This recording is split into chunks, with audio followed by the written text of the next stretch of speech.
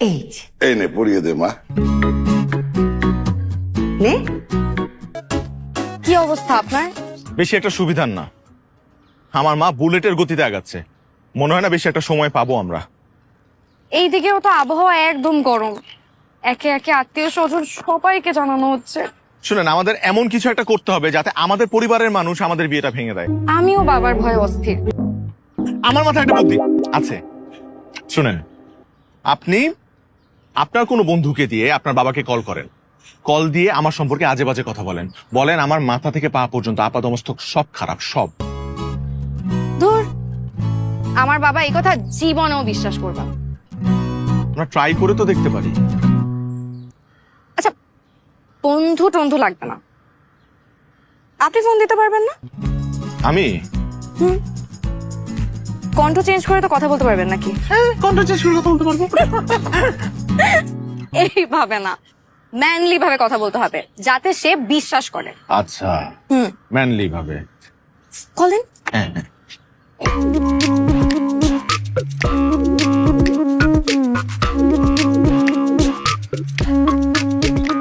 Hello, hello, আসসালামু আলাইকুম uncle. ওয়ালাইকুম আসসালাম। কে বলছেন? ও লাউড আমি সুমন আঙ্কেল। আমি আপনার হবু জামাই অনেকের খুব কাছের বন্ধু। কি জানো আমার কাছে?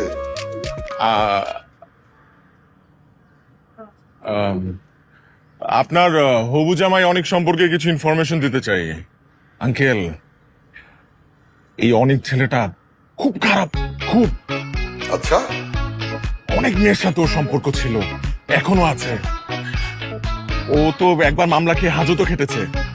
ওর চরিত্র ভীষণ খারাপ আঙ্কেল, ভীষণ। আচ্ছা, আচ্ছা, কি ব্যাপার আঙ্কেল? আপনার মেয়েকে যার সাথে বিয়ে দিবেন তার সম্পর্কে এত বাজে বাজে কথা শোনার পর আপনি শুধু আচ্ছা বললেন? আঙ্কেল প্লিজ, আঙ্কেল আপনার মেয়ের জীবনটা এত সহজে নষ্ট হতে দিবেন না আঙ্কেল, প্লিজ।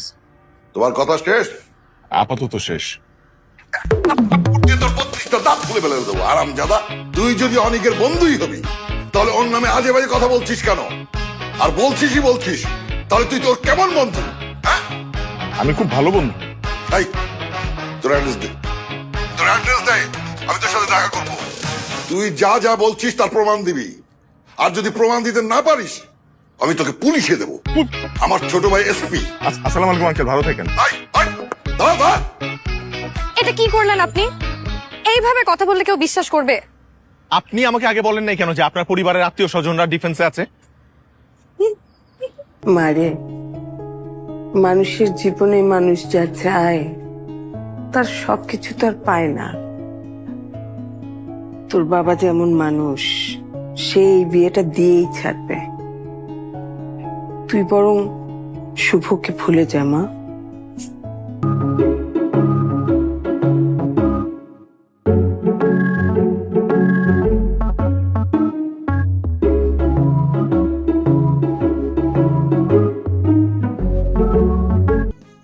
আপনার তো তখন বাসায় চলে যাওয়ার কথা, এখানে কি করছেন?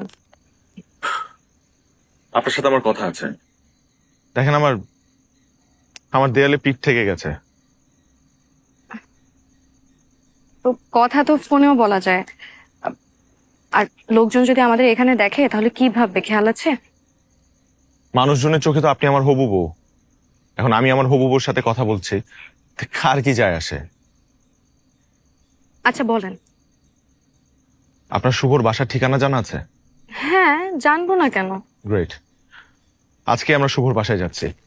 আজকের দিন তো শেষ। রাত তো বাকি আছে। এই রাতে? জি, এই রাতেই। শুভ আপনাকে বলেছে না যে ওর পালিয়ে বিয়ে করতে কোনো আপত্তি নেই? আপনি ওকে নিয়ে পালিয়ে বিয়ে করবেন এবং সেটাতে আমি আপনাকে হেল্প করব।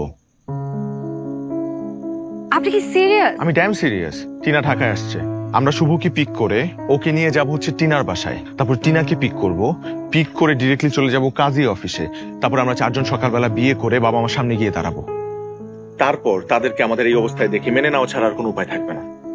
আর পরিস্থিতি যদি আরো খারাপ হয় তখন আমি আমার মায়ের পা ধরবো, আপনি আপনার বাবার।